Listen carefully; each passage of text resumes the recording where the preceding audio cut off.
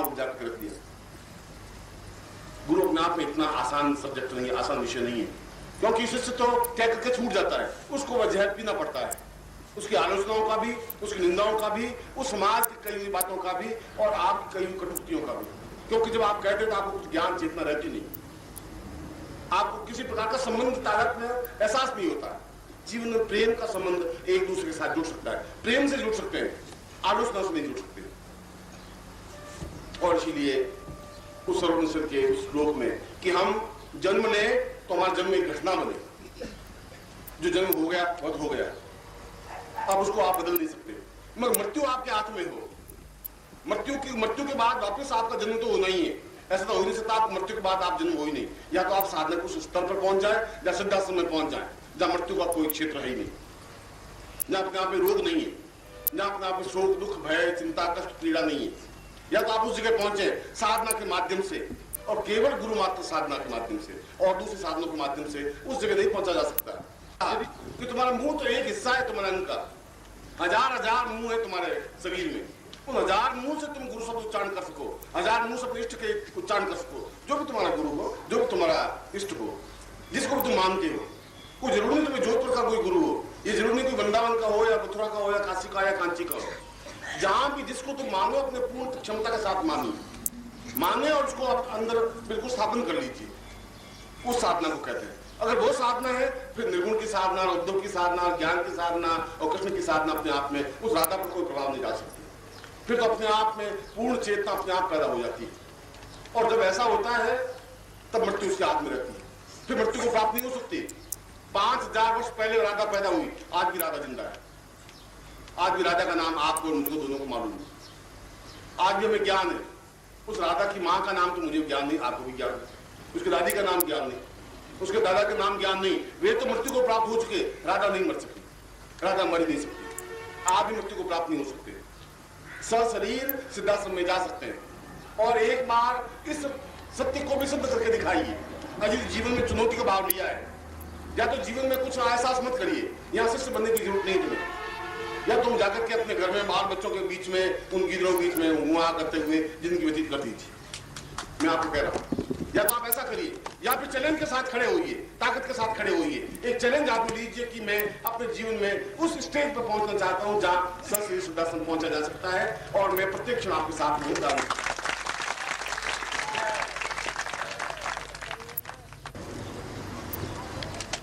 इस जन्मदिन के अवसर पर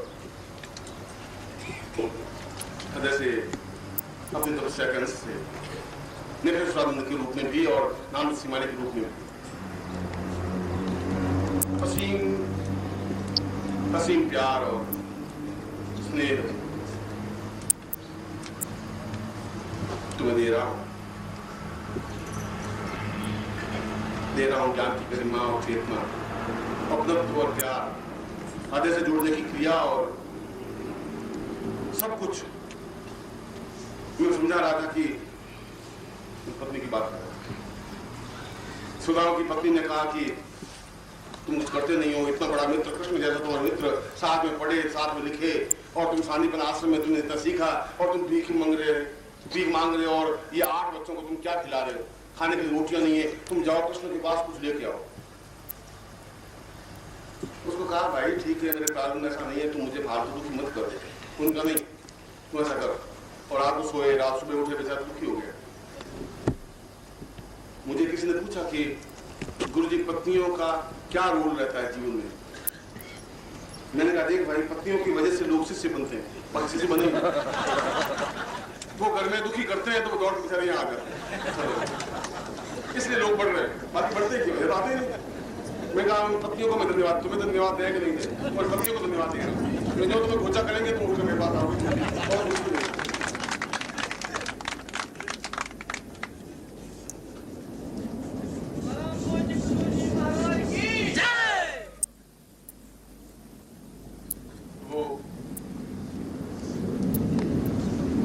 ठीक है मैं जा रहा हूँ, वो चावल थोड़े से मुट्ठी पर बांध के पोटली में गर्म रोटी खा नहीं और चले गए द्वारिका। और बहुत बड़ा महल, कृष्ण तो राजा, द्वारिका तो द्वारिकाधीश, अब उस भिखमंगे की कहां बिसात की वहां तक पहुंच सके। बहुत ही दुर्बल सा एक दरवाजे पर खड़ा, द्वारपाल ने आने नहीं दिया अंदर। उसने कहा मैं उनका मित्र हूँ। उनका तुम्हें जैसे पहले 5,000 लोग उसके मित्र बन के आ गए। सारा कितने भगवान कृष्ण के सब मित्र ही मित्र जितने पैदा हुए सब मित्र बन गए। चलो 2 घंटे बीते, 4 घंटे बीते, 5 घंटे बीते, 10 घंटे बीत गए, खड़ा रहा। उसने कहा मैं घर जाऊं तो खाई, वो औरत वहीं खड़ी, वो बिल्कुल हिंबा की तरह आदमी लकड़ी ली, वो खड़ी होगी। यहाँ आऊँ तो अंदर जाने के लिए द्वार के पास बीच में यमराज की तरह खड़ा। उसने कहा मेरे भाई मैं ब्राह्मण हूँ, आशीर्वाद तुम्हें दे सकता हूँ, मेरे पास कुछ है नहीं, ये पोटली है मेरे पास, कुछ मुझको देनी है। तू कहना एक सुदामा गरीब बेचारा खड़ा है। द्वारपाल ने सोचा कि चलो देख लेते हैं, क्या देते हैं कृष्ण को, शायद ओम भगवान जाने। पहले कोई मथुरा वथुरा में रहते थे कृष्ण, और कोई बचपन का होगा कोई मित्र। अंदर जाकर के कहा कि क्षमा करें महाराज, एक बहुत भिखमंगा टाइप का एक गाल चिके हुए हैं और कुछ उसमें कुछ स्ट्रेंथ नहीं, पर्सनैलिटी कुछ है नहीं, और एक पोटली कान में दबाए हुए, शीश जगान पगा दिन में जाने को आए बसे के गामा, धोती फटी सी लटी दुपटी और पाए पान की निशामा। द्वार खड़ो तुझे दुर्बल देखी, रहो चकिसो वसुधा विरामा, पूछत दीन दयालु को धाम, बताओ आपनो नाम सुधा। ये सुदामा नाम बता रहा है। कृष्ण ने सुदामा नाम सुना और पास में रुक्मणी बैठी थी, सत्यभामा बैठी थी, उनको परे धकेला, दौड़े। कभी कृष्ण दौड़ते नहीं है, ऐसा क्यों, क्या हुआ? फिर दरवाजे तक गए, देखा सुदामा को एकदम से पाँव में नीचे किया। अरे तुम इतने साल बाद आए, तुम सुध ही नहीं दी। मुझसे से रोने लगा। उसने कहा सुध तो आपको लेनी चाहिए थी, मैं अब सुध कहाँ से लेता। ये यमराज आपके बीच में खड़ा 8 घंटे से अंदर नहीं आने दे रहा है, तो इसके थोड़े भाग्य अच्छे मेरे, किसने आके कहा। रुक्मिणी के जो पुत्र थे, कृष्ण के पुत्र, उसने कहा कि माँ को कि पापा दौड़ के गए, कौन है? उनके तेरे काका जी कोई आए हुए। वो लाया था काका जी को, उनका दुबले पतले हड्डियों का ढांचा ला के सिंहासन के ऊपर बिठाया। ये क्या तुम आओ, सब रानियों बुला। सुदामा ने बहुत खुश हुआ, चलो पहचान लिया। उसने एकदम से सोने की परात मंगाई कृष्ण ने, और पाँव धोए रगड़ के मैल निकला। 10 साल से मैल भरा हुआ था। रुक्मिणी कान धो, रुक्मिणी धोया, सत्यभामा ने धोया। वो लड़के बेचारे टुकुर टुकुर देखते रहे काका जी को। तो काका जी मुझे उठा नहीं सके मुंह, और मुंह धो के पहुंच करके और सुदामा को कहा कि भोजन करें। भोजन करने के लिए बैठ गए, ऊपर हवा करने लगे नौकर चाकर, मिठाई, गुलाब जामुन, रसगुल्ला, जलेबी और पूड़ी, दूध, दही और घी और किसान पुरुष। सुदामा ने जिंदगी में गुलाब जामुन देखे नहीं थे बेचारा, तो रोटियां खाने वाला गरीब ब्राह्मण बेचारा। अब पूछे किसको, पूछे तो हल्का लगे। अब खाता रहे और मन में सोचे कि यदि मैं गुलाब जामुन ब्राह्मणी को देता तो बेचारी बहुत खुश होती। उसको एहसास करा था कि मिठाई ऐसी होती है। अब मुंह बेचारा कड़वा हुआ कि क्या करें, बगल में दबा नहीं सके, रस गिरे उसके, चावल तो दबा सके, और रसगुल्ले को कैसे दबाओगे? तो कोई बात नहीं, रवाना हो जाएंगे तो ये दे देंगे, साथ कृष्ण दे देगा गुलाब जामुन, तो ब्राह्मणी को खिलाएंगे। देख ऐसे ऐसे मिठाई खा के आया, तुम भी क्या याद करेंगे। खिलाया पिलाया, अच्छा पलंग बिछाया और सुला दिया। सत्यभामा का तुम हवा कर सके, पत्नी का नौकर सब नहीं, नौकर चाकर क्या होते हैं? मेरा मित्र है, इसके साथ लकड़ियां काटी है, इसके साथ शांतिवन आश्रम में पढ़ा हूँ, ये सुदामा है। तो मैं कई बार मैंने चर्चा की थी, हवा कर। कृष्ण खुद हवा करने लगे, सत्यभामा हवा करने लगे। सुदामा सोचा हवा करने से कुछ होगा नहीं, कुछ नदी नहाना हवा तो लड़के भूखे मर रहे, 14 लड़के घर में है। और एक बार कहना भी चाहा कि तो सोचा कि रवाना होंगे तब दे देंगे, अब अभी तो कैसे कहेंगे। फिर 3 बजे तो उनका कि थोड़ा नाश्ता कर लीजिए, बादाम काजू वाजू लाए, बेचारे ने टुकड़ टुकड़ वो भी खाए। जेब कुर्ते की जेब फटी हुई है, जेब में डाल नहीं सके। फिर उसको ब्राह्मणी का उसको सूखा वो पोपला वो चेहरा याद आया। इधर वो रानियां नौकरानी दासियां सब खड़ी। 4 दिन बीत रोज उसको स्नान करावे, नौकरानी स्नान करावे, दासियां साबुन लगावे, इत्र लगावे, चंदन लगावे, बाल संवारे, तेल वे लगाए, फिर बिठा दे, खाए पिए।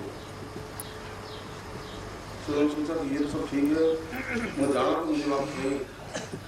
ब्राह्मणी वो वहां खड़ी, वो रात में लपेटे हुए छोरे लड़के खड़े। खैर रवाना होते समय रवाना हुए, कृष्ण बाग में जाऊं। फिर उसने 5-7 मिनट बाद कहा कि शायद इसको ध्यान नहीं आया, तो बिजी है राजनीति में बहुत। उसने कहा कि तेरे भाभी ने बहुत बहुत आशीर्वाद दिया। तो हाँ भाभी को कहूँ तो याद आए, कुछ साड़ी वाड़ी रहे तो सर ब्राह्मणी को पहनाया करें। फिर 5-7 कदम चला तो अभी सामने दरवाजे बाहर चले जाएंगे। उसने कहा फिर यहाँ पर साड़ियों के भाव क्या है द्वारिका में? उन्होंने कहा कि मैं तो कभी लाता नहीं, ये जाते हैं और ले आते हैं, क्या बताएं, चलो आगे। उसने इधर उधर देखा, ठेले में कोई मिठाई हो, कोई कटोरा हो, कुछ हो, कृष्ण के हाथ में कुछ नहीं, नौकरानियां भी हाथ में कुछ नहीं, कोई रुक्मणी सत्यभामा वो बिल्कुल टुकुर टुकुर साथ में चले।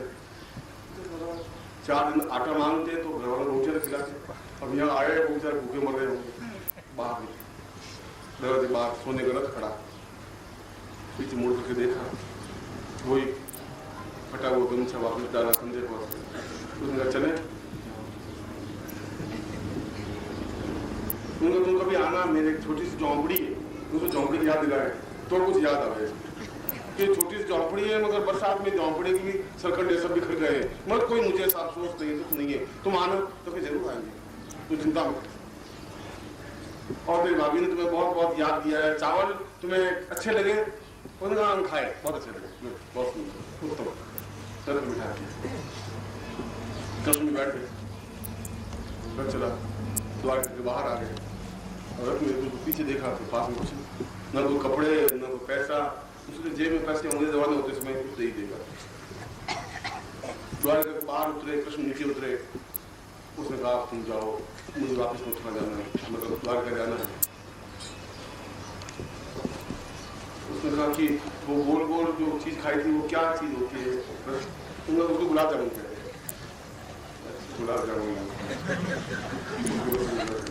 उसमें एक नाम रसगुल्ला था। तुम चलो। अब मार्ग में सोचता था, पैदल चलता चलता 4 दिन आटा मांगता तो कम से कम 2-2.5 किलो आटा एक्स्ट्रा हो। अब यहाँ आपके पास ब्राह्मणी को मैंने पहले कहा था, मैं कहता हूँ मुझे वहां मत भेजे, बड़े लोगों को बीच में कुछ मिलता नहीं है, केवल फालतू लफाजी होती है, कुछ होता नहीं है। अब वो समझे नहीं, वो रोता झींकता वापस आया। वक्त सुदामापुरी आया तो वहां झोंपड़ी थी, वहां झोंपड़ी थी, अरे झोंपड़ी गई, ये तो मेरे चक्कर में फंस करके आसपास लोगों को पूछा तो ऊपर एक सुंदर सी स्त्री खड़ी थी महल के ऊपर, आज ही साल करे ये सारी ये मैच करो और किसी देख लिया तो दूसरे और इसमें पड़ेंगे कि उसने मुझे नीचे कर दी। उसने कहा कि मुझे परमा मत सुनो, मुझे सोचा कि पंडित जी महाराज पहचान नहीं रहे। नमस्कार। अगर आप सद्गुरुदेव डॉक्टर नारायण दत्त श्रीमाली जी के दीक्षित हैं या फिर आपके पास उनसे जुड़े हुए कोई भी अनुभव है तो नीचे दिए गए हुए नंबर पर वीरल पटेल जी को मैसेज कीजिए या फिर फ़ोन कॉल कीजिए और अपने अनुभव ज़रूर शेयर कीजिए। डॉक्टर नारायण दत्त श्रीमाली जी के आत्मकथा का संकलन करने में मदद करें। धन्यवाद।